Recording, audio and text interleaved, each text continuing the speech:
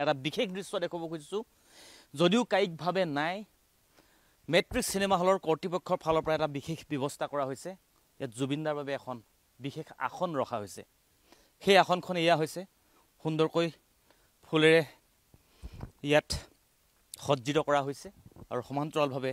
দেখিবলৈ পাইছে গামোচাৰে তেখেতক এইদৰে বহিবৰ বাবে খুব সুন্দৰকৈ এখন আসন বিশেষভাৱে ব্যৱস্থা কৰা হৈছে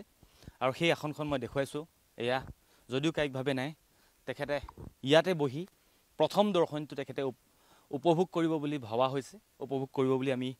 ধৰি লৈছোঁ আমি সকলো ইয়াৰ পৰা চাম লগতে আমাৰ সৈতে থাকিব প্ৰথম দৰ্শনটোত জুবিনদা থাকিব আৰু সেই জুবিনদা থকা সেই বিশেষ বহি থকা এইখন হৈছে চকী আৰু এই আসনখনেই পৰাই তেখেতে উপভোগ কৰিব আৰু সামগ্ৰিকভাৱে আমি ক'ব বিচাৰিছোঁ এই স্ক্ৰীনখন মই দেখুৱাব খুজিছোঁ এই স্ক্ৰীনখন দেখিছে আপোনালোকে মোৰ সহযোগী সংগঠনক মই দেখুৱাবলৈ অনুৰোধ জনাইছোঁ এইখন হৈছে স্ক্ৰীন আৰু এইখন স্ক্ৰীনতেই প্ৰথম দৰ্শনীটো অসমৰ ৰাইজে অৰ্থাৎ অসমত প্ৰথম দৰ্শনীটো এই স্ক্ৰীনখনতেই দেখিবলৈ পোৱা যাব আৰু এয়া হৈছে বেলতলাৰ মেট্ৰিক্স চিনেমা হল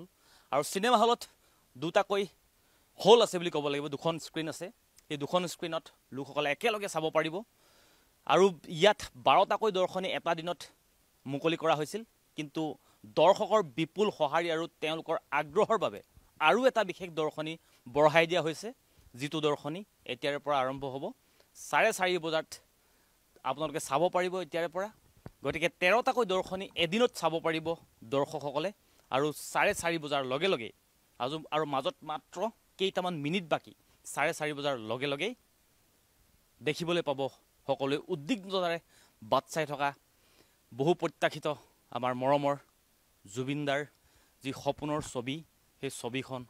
ইতিমধ্যেই মুকলি হ'বলৈ গৈ আছে